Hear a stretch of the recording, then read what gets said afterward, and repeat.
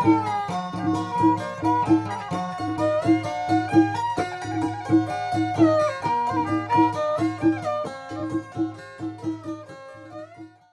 លោកស្រីប្រិយមិត្តកំពុងស្ដាប់កម្មវិធីសិក្សាតាមប្រព័ន្ធព្រះគម្ពីរកម្មវិធីយើងខ្ញុំមានបេតិសោមនស្សយ៉ាងខ្លាំងដោយលោកអ្នកបានចំណាយពេលវេលាដ៏មានតម្លៃស្ដាប់កម្មវិធីរបស់យើងខ្ញុំកម្មវិធីសិក្សាតាមប្រព័ន្ធព្រះគម្ពីរផ្ដល់សារៈប្រយោជន៍ដល់លោកអ្នកឲ្យស្គាល់ព្រះជាម្ចាស់និងលូតលាស់ខាងជំនឿរហូតលោកអ្នកអាចបង្កើតផលផ្លែជាប់លាប់ថ្វាយព្រះអង្គម្ចាស់បានយើងខ្ញុំសង្ឃឹមថាកម្មវិធីថ្ងៃនេះពិតជានាំមកនៅព្រះពរណាមួយដល់លោកអ្នកជាមិនខាន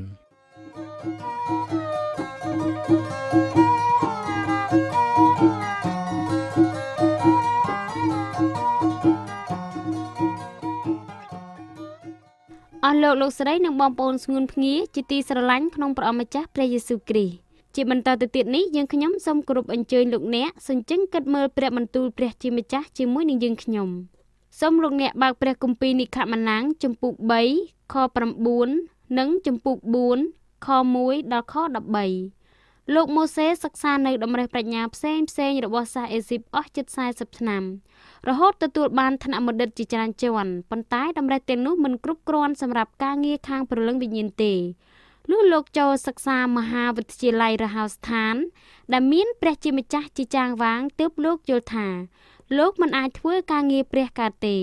ព្រះជាម្ចាស់អាចប្រើអ្នកចេះបែបលោកម៉ូសេបានទាល់តែគាត់ទទួលស្គាល់ថាខ្លួនគាត់ជាមនុស្សទន់ខ្សោយដើម្បីសិក្សាព្រះគម្ពីរឲ្យបានស៊ីជម្រៅយើងខ្ញុំសូមអញ្ជើញលោកអ្នកត្រៀមពូកែព្រមទាំងសៀវភៅដើម្បីស្រង់ចំណុចគន្លឹះដែលបកស្រាយដោយលោកគ្រូគង្វាលគង់ផុនឆុនដូចតទៅថ្ងៃនេះយើងសិក្សាគម្ពីរនិខម៉ានាំងពីជំពូក3ខ9ទៅដល់ជំពូក4ខ13ឥឡូវខ្ញុំអានគម្ពីរនិខម៉ានាំងជំពូក3ចាប់ពីខ9ទៅដល់ខ11ដូច្នេះមើលឥឡូវនេះពាក្យរបស់កូនចៅអ៊ីស្រាអែលដែលគេអំពាវនាវដល់អញនោះបានឮហើយមួយទៀតអញបានឃើញការលំបាកដែលសាសអេស៊ីបសង្កត់សង្កិនដល់គេដែរដូច្នេះចូលមកឥឡូវអញនឹងចាត់ឯងឲ្យទៅឯផារ៉ោនដើម្បីឯងបាននាំរាជអញគឺជាពួកកូនចៅអ៊ីស្រាអែលចេញពីស្រុកអេស៊ីបមកនោះម៉ូសេទូលទៅព្រះថាតើទូបង្គំជាអ្វីដែលព្រះអង្គឲ្យទូបង្គំទៅឯផារ៉ោនហើយឲ្យទូបង្គំនាំពួកកូនចៅអ៊ីស្រាអែលចេញពីស្រុកអេស៊ីបមកដូច្នេះតាមការវាយតម្លៃរបស់លោកីលោកម៉ូសេដែលបានសិក្សាយ៉ាងជ្រៅជ្រះពិតជាអាចធ្វើការអ្វីក៏បានដែរប៉ុន្តែនៅចំពោះព្រះជាម្ចាស់វិញអ្នកមានចំណេះខ្លាំងពេកដូចលោកម៉ូសេមិនទាន់អាចប្រើប្រាស់ភ្លាមបានទេព្រះអង្គត្រូវបង្រៀនលោកម៉ូសេដោយព្រះអង្គទ្រង់ផ្ទាល់40ឆ្នាំបន្ថែមទៀតទើបលោកមានសមត្ថភាពអាចធ្វើជាអ្នករំដោះសាសអ៊ីស្រាអែលឲ្យរួចពីទាសកម្មនៅក្នុងប្រទេសអេស៊ីបបានលោកម៉ូសេជាមនុស្សដែលមានកិរិយាក្អឺតក្ទម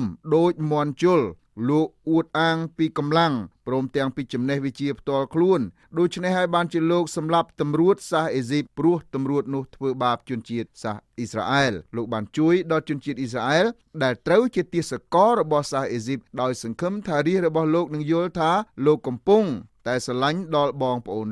លោកជឿថាលោកមានសមត្ថភាពដើម្បីនឹងរំដោះសាសអ៊ីស្រាអែលដោយខ្លួនលោកផ្ទាល់ប៉ុន្តែបន្ទាប់ពីលោកសម្លាប់សាសអេស៊ីបមួយរូបរួចមកលោកយល់ថាលោកគ្មានសមត្ថភាពនឹងរំដោះរាជរបស់លោកបានទេព្រះជាម្ចាស់ត្រូវនាំលោកម៉ូសេទៅទទួលការហ្វឹកហ្វឺនពិសេសនៅក្នុងវីរហោឋានដើម្បីឲ្យលោកមានសមត្ថភាពគ្រប់គ្រាន់ទទួលនាទីធ្វើជាអ្នករំដោះសាសអ៊ីស្រាអែលនៅពេលដែលលោកដើរជាមួយនឹងព្រះជាម្ចាស់លោកទទួលស្គាល់ថាខ្លួនលោកមានភាពទន់ខ្សោយគ្រប់អន្លើបន្ទាប់ពីលោកម៉ូសេឆ្លងកាត់វគ្គហ្វឹកហ្វឺនជាយូរមកលោកទូលដល់ព្រះជាម្ចាស់ថាតើទូបង្គំជានរណាដែលព្រះអង្គអាចប្រើឲ្យធ្វើការដ៏ធំនេះកើតលោកអ្នកបងប្អូនអើយព្រះមិនអាចប្រើលោកម៉ូសេបានទេទាល់តែលោកឈានមកដល់ដំណាក់កាលដែលលោកយល់ថាលោកមានសេចក្តីទន់ខ្សោយមានវិធីតែម្យ៉ាងគត់ដែលព្រះយកមកប្រើ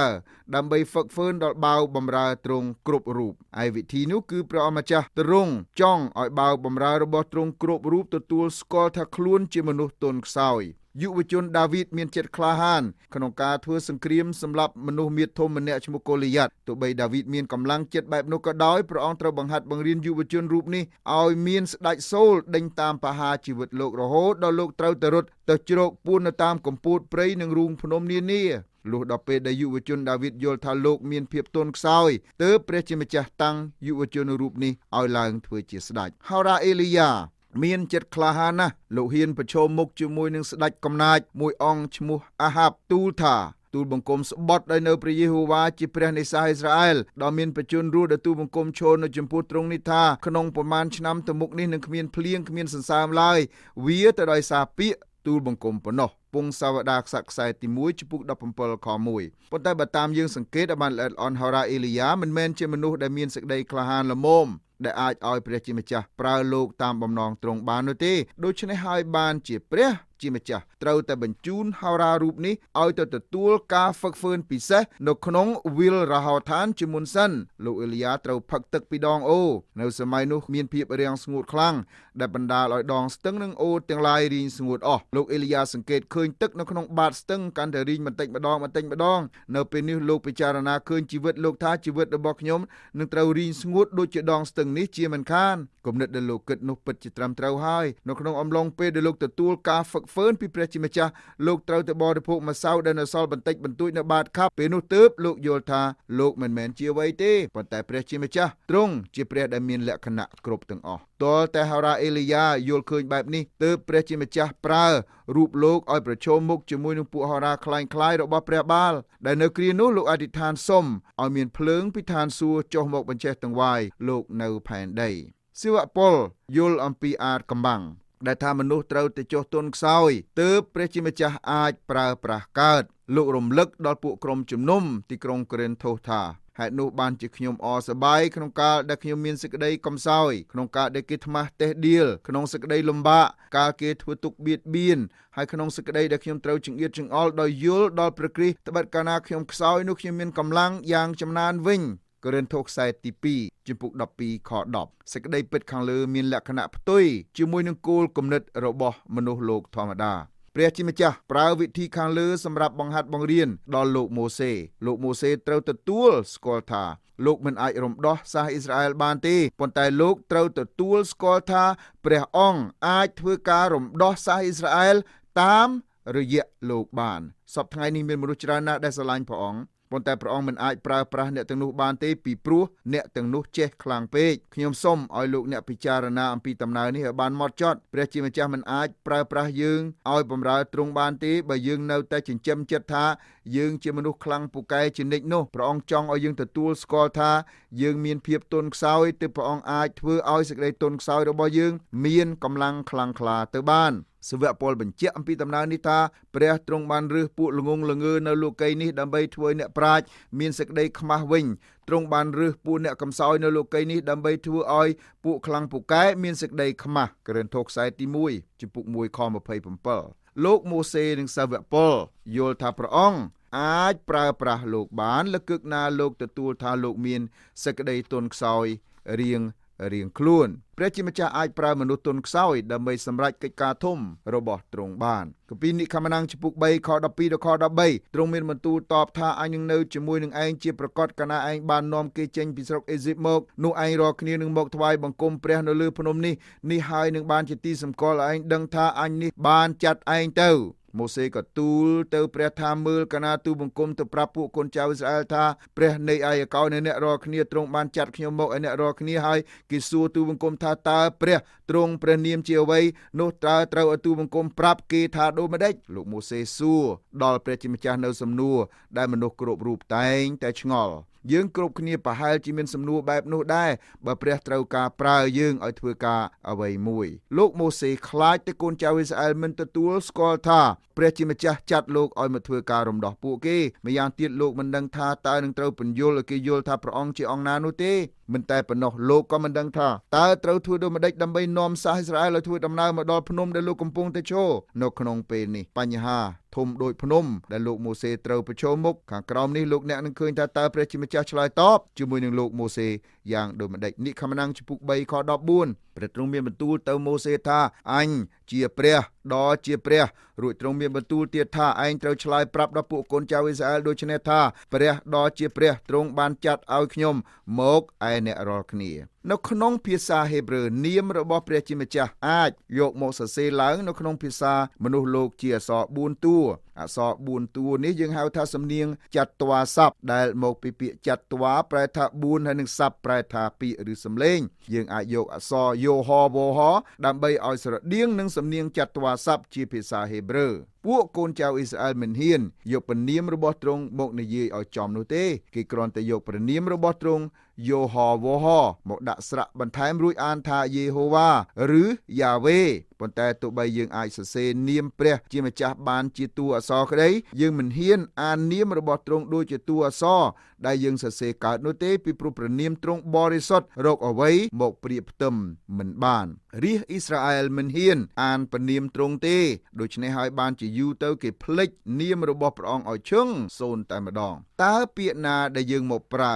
ដើម្បីឲ្យត្រូវជាមួយនឹងនាមរបស់ទ្រង់តើនាមយ៉ាវេឬយេហូវ៉ានៅលើលោកនេះមិនមានមនុស្សណាម្នាក់ដឹងច្បាស់ពីនាមព្រះអង្គថាត្រូវសរសេរដោយបែបណានោះទេប៉ុន្តែយើងស្គាល់នាមរបស់ទ្រង់ពិតប្រាកដនោះគឺអញជាព្រះដ៏ជាព្រះនៅក្នុងលោកុពីលោកុបាតដើម្បីហៅនាមរបស់ព្រះជាម្ចាស់មនុស្សគ្រាន់តែយកនាទីរបស់ទ្រង់មកបញ្ជាក់តែប៉ុណ្ណោះឯនាទីរបស់ទ្រង់គឺ Elohim ដែលប្រែថាព្រះដ៏មានព្រះចេស្តានិងព្រះដែលគង់នៅតាំងពីអស់កលឯនាមទ្រង់គឺអញជាព្រះដ៏ជាព្រះព្រះអង្គដែលមាននាមអញជាព្រះដ៏ជាព្រះគឺជាព្រះដែលចាត់ម៉ូសេឲ្យទៅរំដោះកូនចៅអ៊ីស្រាអែលឲ្យរួចពីទាសកម្មរបស់សាសអេស៊ីបខាងក្រោមនេះគឺជាការតែងតាំងម៉ូសេបញ្ជូនទៅឥឡូវយើងឈានមកដល់ដំណាក់កាលមួយដែលសេចក្តីទំនាយរបស់លោកយូសែបទាយទុកក្នុងគម្ពីរលោកុបាតចំពុក50ខ25បានសម្រេចហើយខគម្ពីរនេះសម្ដែងថាព្រះនឹងប្រោសអ្នករាល់គ្នាជាមិនខានគម្ពីរនិខមណាំងចំពុក3ខ15ព្រះទ្រង់ក៏មានបន្ទូលនឹងម៉ូសេទៀតថាចូលនិយាយនឹងពួកកូនចៅអ៊ីស្រាអែលដូចនេះថាព្រះយេហូវ៉ាជាព្រះនៃពួកអាយកោអ្នករាល់គ្នាគឺជាព្រះនៃអាប់រ៉ាហាំជាព្រះនៃអ៊ីសាក់ហើយជាព្រះនៃយ៉ាកុបទ្រង់បានចាត់ឲ្យខ្ញុំមកឲ្យអ្នករាល់គ្នានោះជាឈ្មោះអញនៅអស់កលជានិច្ចហើយក៏សម្រាប់ជាសេចក្តីរំលឹកពីអញដល់គ្រប់ទាំងដំណររៀងរៀបតទៅព្រះជាម្ចាស់បានសន្យាដល់លោកអាប់រ៉ាហាំលោកអ៊ីសាក់ហើយនិងលោកយ៉ាកុបរាប់រយឆ្នាំកន្លងមកហើយឥឡូវនេះព្រះដដែលនេះបានបញ្ជូនលោកម៉ូសេឲ្យទៅរំដោះជនជាតិអ៊ីស្រាអែលឲ្យរួចពីទាសកម្មរីឯបែបបទនៃការដែលលោកម៉ូសេត្រូវរំដោះជនជាតិអ៊ីស្រាអែលនោះនឹងមានរបៀបរៀបរាប់ដូចខាងក្រោមនេះខ្ញុំអានគម្ពីរនិខមណាំងជំពូក3ខ16ដល់ខ20ទៅចុះចូលទៅប្រមូលពួកចាស់ទុំជាតិអ៊ីស្រាអែលប្រាប់គេថាព្រះយេហូវ៉ាជាព្រះនៃអាយកោអ្នករាល់គ្នាគឺជាព្រះនៃអាប់រ៉ាហាំអ៊ីសាក់និងយ៉ាកុបទ្រង់បានលេចមកមានបន្ទូលនឹងខ្ញុំថាអញបានមកប្រោសឯងរាល់គ្នាជាប្រកាសហើយក៏បានឃើញការដែលគេធ្វើដល់ឯងរាល់គ្នានៅស្រុកអេស៊ីបដែរហើយអញបានសម្រេចថាអញនឹងនាំឯងរាល់គ្នាឡើងចេញពីសេចក្តីទុក្ខលំបាកនៅស្រុកអេស៊ីបនៅក្នុងស្រុករបស់សាសកាណានសាហេតសាសអាម៉ូរីសាសពេរីស៊ីតសាសហេវីនិងសាសយេប៊ូវិញជាស្រុកដែលមានទឹកដោះនិងទឹកឃ្មុំហូហៀគេនឹងស្ដាប់តាមឯងហើយឯងនឹងពួកចាស់ទុំជាតិអ៊ីស្រាអែលត្រូវចូលទៅគាល់ស្ដេចស្រុកអេស៊ីបទូលថាព្រះយេហូវ៉ាជាព្រះនៃសាសហេប្រឺទ្រង់បានមកជួបនឹងយើងខ្ញុំរាល់គ្នាហើយដូច្នេះសូមឲ្យយើងរាល់គ្នាទៅក្នុងទីរហោឋានចម្ងាយផ្លូវដើរអស់3ថ្ងៃដើម្បីនឹងថ្វាយយ៉ាញ់បូជាដល់ព្រះយេហូវ៉ាជាព្រះនៃយើងខ្ញុំរាល់គ្នាតែអញដឹងថាស្ដេចស្រុកអេស៊ីបនឹងមិនព្រមអនុញ្ញាតឲ្យឯងរាល់គ្នាទៅទេលើកតែដោយដៃខ្លាំងពូកែប៉ុណ្ណោះអញនឹងលើកដៃវាយស្រុកសាអេស៊ីបដោយអស់ទាំងការអស្ចារ្យដែលអញនឹងធ្វើនៅកណ្ដាលស្រុកនោះក្រោយនោះមកស្ដេចនឹងបើកឲ្យឯងរាល់គ្នាចេញទៅព្រះជាម្ចាស់ណែនាំលោកម៉ូសេឲ្យដើរតាមផ្លូវដែលព្រះអង្គរៀបចំដើម្បីនឹងរំដោះជនជាតិអ៊ីស្រាអែលព្រះអង្គណែនាំឲ្យលោកម៉ូសេយករឿងរំដោះជនជាតិអ៊ីស្រាអែលនេះទៅជម្រាបដល់ពួកអ្នកចាស់ទុំបន្ទាប់មកលោកម៉ូសេនិងពួកចាស់ទុំត្រូវនាំគ្នាឡើងទៅគាល់ស្ដេចផារ៉ោនសូមអនុញ្ញាតពីទ្រង់ឲ្យរាជអ៊ីស្រាអែលធ្វើដំណើរទៅថ្វាយបង្គំព្រះអង្គចំនួន3ថ្ងៃនៅក្នុងទីរហោឋានគម្រោងនេះជាគម្រោងយ៉ាងត្រជាក់ដើម្បីដកខ្លួនចេញពីស្ដេចផារ៉ោនព្រះជាម្ចាស់មានបន្ទូលឲ្យលោកម៉ូសេដឹងជាមុនថាស្ដេចផារ៉ោនមិនអនុញ្ញាតឲ្យសាសអ៊ីស្រាអែលមានសេរីភាពទេពេលដែលស្ដេចផារ៉ោនមិនព្រមអនុញ្ញាតឲ្យអ៊ីស្រាអែលមានសេរីភាពព្រះជាម្ចាស់ប្រើឱកាសនោះដើម្បីទាស់ជាមួយនឹងរូបព្រះនានាដែលមាននៅក្នុងប្រទេសអេស៊ីប ទោះបីព្រះអង្គបានធ្វើឲ្យស្ដេចផារ៉ោនឃើញការអស្ចារ្យយ៉ាងណាក៏ដោយស្ដេចអង្គនេះនៅតែមានចិត្តរឹងទទឹងមិនព្រមអនុញ្ញាតឲ្យសាសអ៊ីស្រាអែលចេញទៅឡើយទីបំផុតព្រះជាម្ចាស់បានធ្វើឲ្យកើតកលយុគចំនួន10យ៉ាងដែលបណ្ដាលឲ្យស្ដេចផារ៉ោនដោះលែងសាសអ៊ីស្រាអែលចេញពីប្រទេសអេស៊ីបព្រះជាម្ចាស់មានគម្រោងការរំដោះសាសអ៊ីស្រាអែលហើយទ្រង់ផ្ទាល់ជាអ្នកសម្រេចផែនការនោះកពីនិខមណាំងជំពូក3ខ21ដល់ខ22អញនឹងធ្វើឲ្យជនជាតិបានប្រកបដោយគុណនៃពួកសាសអេស៊ីបហើយកាលណាចេញទៅនោះអញរាល់គ្នានឹងមិនទៅដោយដៃទទេឡើយគឺគ្រប់ទាំងស្រីនឹងសូមគ្រឿងមាសគ្រឿងប្រាក់និងសម្លៀកបំពាក់ពីអ្នកជិតខាងហើយពីអ្នកដែលអាស្រ័យនៅផ្ទះជាមួយគ្នាហើយឯងរាល់គ្នានឹងបំពាក់ឲ្យកូនប្រុសកូនស្រីឯងវិញដូច្នេះឯងរាល់គ្នានឹងបង្ហាញពួកសាសអេស៊ីបទៅនៅក្នុងខ22យើងឃើញមានពាក្យសូមពាក្យសូមគ្រឿងមាសគ្រឿងប្រាក់សម្លៀកបំពាក់មិនមែនមានន័យថាអ៊ីស្រាអែលត្រូវសុំទានពីសាសអេស៊ីបនោះទេពាក្យសូមនេះមានន័យថាអ៊ីស្រាអែលត្រូវបង្ខំឲ្យសាសអេស៊ីបបង់ប្រាក់ឈ្នួលមកឲ្យខ្លួនបន្ទាប់ពីធ្វើជាអ្នកបម្រើដាច់ថ្លៃរបស់សាសនោះអស់រយៈពេលជាច្រើនរយឆ្នាំមកបើតាមថ្លៃប្រាក់ឈ្នួលរបស់មនុស្សជាច្រើនលានអ្នកអស់រយៈពេលជាច្រើនរយឆ្នាំសាសអេស៊ីបត្រូវលក់ប្រទេសរបស់ខ្លួនដើម្បីបង់ជាប្រាក់ឈ្នួលដែលខ្លួនបានធ្វើឲ្យសាសអ៊ីស្រាអែលខាតបង់កន្លងទៅព្រះជាម្ចាស់ជាព្រះដែលមានសេចក្តីយុត្តិធម៌ណាស់ព្រះអង្គមិនដែលបណ្ដោយឲ្យនរណាម្នាក់ខំធ្វើការដោយមិនបានទទួលប្រាក់ឈ្នួលនោះទេម្យ៉ាងទៀតសេចក្តីខាងលើសម្ដែងថាព្រះជាម្ចាស់ទ្រង់យកចិត្តទុកដាក់ជាមួយនឹងរាជរបស់ទ្រង់ខ្លាំងណាស់ឥឡូវយើងចប់ជំពូក3ហើយយើងចាប់ផ្ដើមសិក្សាជំពូក4និខមណាំងជំពូក4ជំពូក4បរិយាយអំពីលោកម៉ូសេធ្វើដំណើរត្រឡប់ទៅប្រទេសអេស៊ីបវិញព្រមទាំងចម្លើយផ្សេងដែលព្រះជាម្ចាស់ឆ្លើយតបជាមួយនឹងសេចក្តីដោះសាររបស់លោកម៉ូសេលោកម៉ូសេមានចម្ងល់ច្រើនណាស់នៅក្នុងគំនិតរបស់លោកប៉ុន្តែព្រះជាម្ចាស់បានឆ្លើយនៅគ្រប់ទាំងការដោះសាររបស់លោកទាំងអម្បាម៉ានខាងក្រោមនេះជាប្រធានបទដែលនិយាយអំពីលោកម៉ូសេដោះសារមិនព្រមធ្វើជាអ្នករំដោះសាសអ៊ីស្រាអែលលោកម៉ូសេមានមូលហេតុជាច្រើនដែលលោកយល់ថាលោកមិនមែនជាមនុស្សដែលអាចបំពេញកិច្ចការដែលព្រះចង់ឲ្យលោកធ្វើនោះទេគម្ពីរនិខមណាំងជំពូក4ខ1ដល់ខ2តែម៉ូសេប្រកែកថាមើលគេនឹងមិនជឿទូបង្គំឬស្ដាប់តាមទូបង្គំទេគេនឹងថាព្រះយេហូវ៉ាទ្រង់មិនបានលេចមកឲ្យអ្នកទេ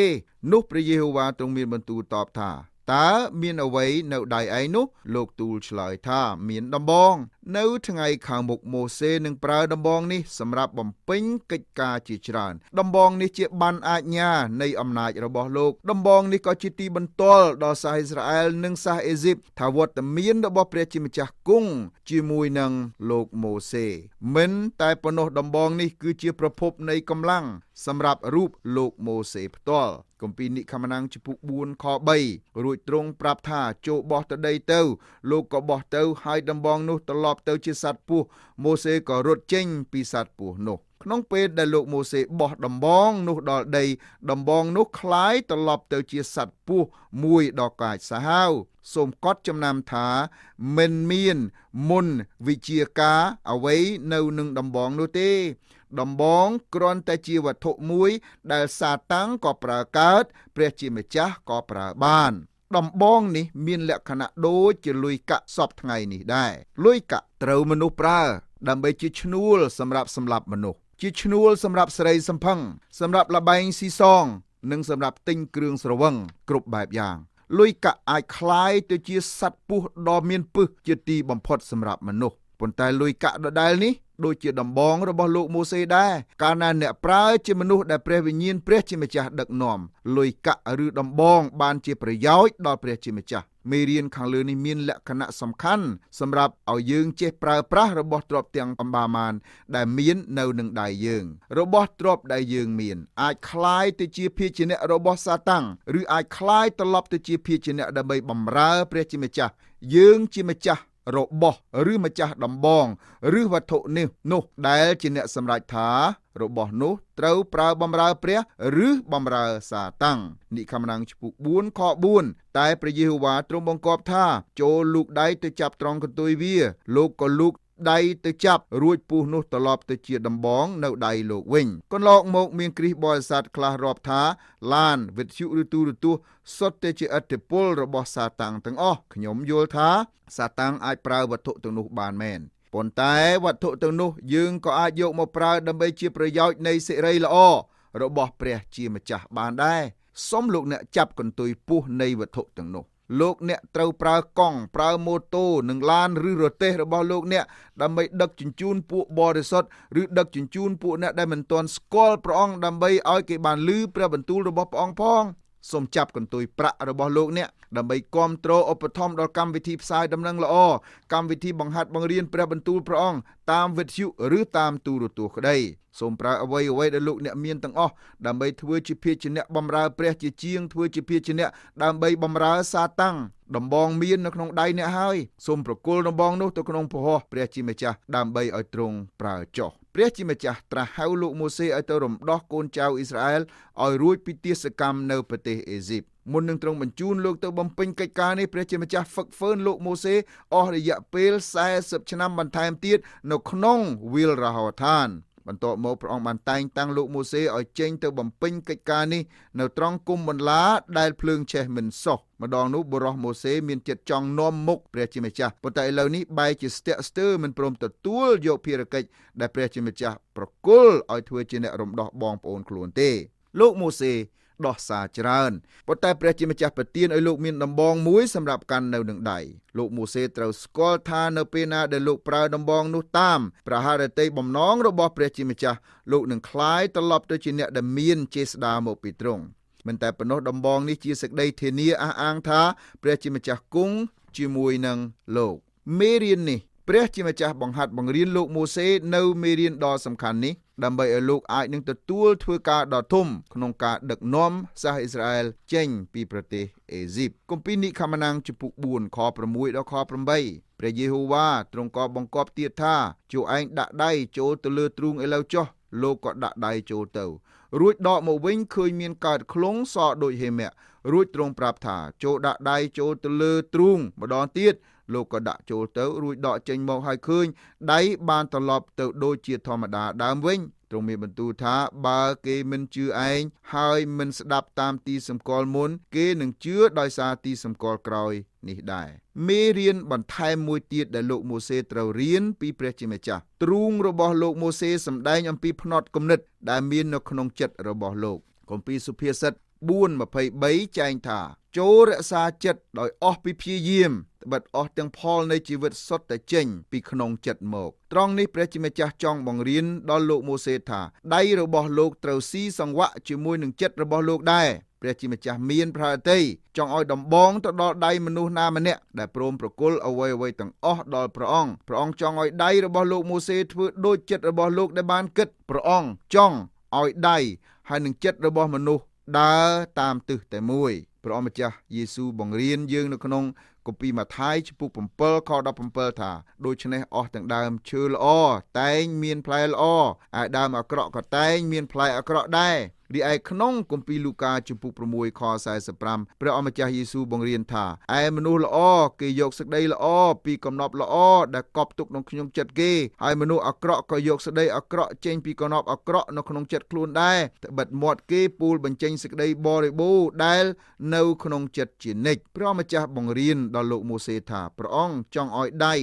និងចិត្តរបស់លោកធ្វើការរួមគ្នាជានិច្ចសពថ្ងៃព្រះអង្គក៏មានបន្ទូលមកកាន់យើងទាំងអស់គ្នាដែរថាចិត្តហើយនឹងដៃយើងត្រូវធ្វើការស្របគ្នាព្រះអង្គមិនចង់បានលុយឬតម្រេះរបស់លោកអ្នកទេព្រះអង្គចង់បានលោកអ្នកតែម្ដងនៅពេលណាដែលព្រះជាម្ចាស់បានលោកអ្នកហើយទ្រង់បានអ្វីទាំងអស់ដែលមាននៅក្នុងលោកអ្នកលោកម៉ូសេយកដៃទៅដាក់លើទ្រូងរួចពេលដែលលោកដកដៃត្រឡប់មកវិញក៏ឃើញមានកើតរោខ្លងលោកយកដៃដាក់ទៅលើទ្រូងរបស់លោកម្ដងទៀតរួចហើយដកដៃនោះមកវិញស្រាប់តែលោករោគខ្លងបានជាអស់ទៅលោកអ្នកបងប្អូនហើយសេចក្តីអ្វីដែលចេញពីក្នុងចិត្តរបស់យើងមិនយូរមិនឆាប់មនុស្សនឹងជ្រាបថាយើងជាមនុស្សប្រភេទណាជាមិនខានព្រះអម្ចាស់ចង់បានដំបងដែលមាននៅក្នុងដៃរបស់មនុស្សដែលព្រមប្រគល់អ្វីទាំងអស់ដល់ទ្រង់ព្រះអង្គចង់ឲ្យដៃរបស់មនុស្សគ្រប់រូបស៊ីសង្វាក់ជាមួយនឹងចិត្តដែលស្រឡាញ់ដល់ព្រះអង្គបង្រៀន មេរៀននេះដល់លោកម៉ូសេនិងកូនចៅអ៊ីស្រាអែលព្រមទាំងដល់យើងទាំងអស់គ្នាដែលរស់នៅសពថ្ងៃនេះផងដែរគម្ពីរនិខមណាំងជំពូក4ខ10ម៉ូសេទូលទៅព្រះយេហូវ៉ាថាអោព្រះម្ចាស់អើយទូលបង្គំជាអ្នកមិនសូវមានវោហារទេគឺតាំងតែពីដើមរៀងមកហើយឥឡូវនេះដែលទ្រង់បានមានបន្ទូលនឹងទូលបង្គំជាអ្នកបម្រើទ្រង់នោះក៏នៅតែគ្មានដដែលត្បិតទូលបង្គំមានមាត់រឹងហើយអណ្ដាតក៏ដំឡាន់ផងក្នុងខនេះយើងឃើញលោកម៉ូសេដោះសារទៀតហើយថាទូលបង្គំជាអ្នកមិនសូវមានវោហារទេត្បិតទូលបង្គំមានមាត់រឹងហើយអណ្ដាតក៏ដំឡាន់ផងតាមពិតទៅលោកម៉ូសេមិនមែនជាមនុស្សមិនចេះនិយាយឡើយប៉ុន្តែលោកគ្រាន់តែដោះសារប៉ុណ្ណោះលោកដោះសារពីព្រោះលោកយល់ថាលោកមិនសមនឹងទទួលកិច្ចការដ៏ធំដល់ម្លេះទេគម្ពីរនិខមណាំងជំពូក4ខ11ដល់ខ12នោះព្រះយេហូវ៉ាទ្រង់មានបន្ទូលនឹងលោកថាតើអ្នកណាបានបង្កើតមាត់មនុស្សតើអ្នកណាដែលធ្វើឲ្យគោឬឲ្យថ្លង់ឲ្យភ្លឺឬឲ្យខ្វាក់នោះបើមិនមែនអញជាព្រះយេហូវ៉ាប៉ុណ្ណោះទេដូច្នេះចូលឯងទៅឥឡូវចុះអញនឹងនៅជាមួយនឹងមាត់ឯងព្រមទាំងបង្រៀនសេចក្តីដែលឯងត្រូវនិយាយផងព្រះអង្គមានបន្ទូលទៅកាន់លោកម៉ូសេថាព្រះអង្គមិនគ្រាន់តែត្រូវការដៃរបស់លោកទេប៉ុន្តែព្រះអង្គត្រូវការមាត់របស់លោកថែមទៀតផងព្រះអង្គសន្យាថាព្រះអង្គនឹងនៅជាមួយនឹងមាត់របស់លោកម៉ូសេព្រមទាំងបង្រៀនសេចក្តីដែលលោកត្រូវនិយាយផងមាត់របស់មនុស្សតែងតែនិយាយសេចក្តីពោពេញដែលមាននៅក្នុងចិត្តព្រះជាម្ចាស់ចង់បានចិត្តរបស់លោកម៉ូសេដើម្បីឲ្យមាត់របស់លោកចេះនិយាយនិខមណាំងជំពូក4ខ13នោះម៉ូសេទូលថាអោព្រះអម្ចាស់អើយសូមទ្រង់ចាត់អ្នកណាមួយតាមភរតីទ្រង់ចុះលោកម៉ូសេចង់រកមនុស្សម្នាក់ទៀតដើម្បីនិយាយជំនួសរូបលោកយើងស្លេះការសិក្សាគម្ពីរនិខមណាំងត្រឹមនេះសិនចុះទម្រាំយើងជួបគ្នាលើកក្រោយសូមព្រះជាម្ចាស់ប្រទានពរដល់លោកអ្នកដើរជាមួយនឹងព្រះពិតជាប្រទះនឹងសេរីល្អទ្រង់ជាមិនខាន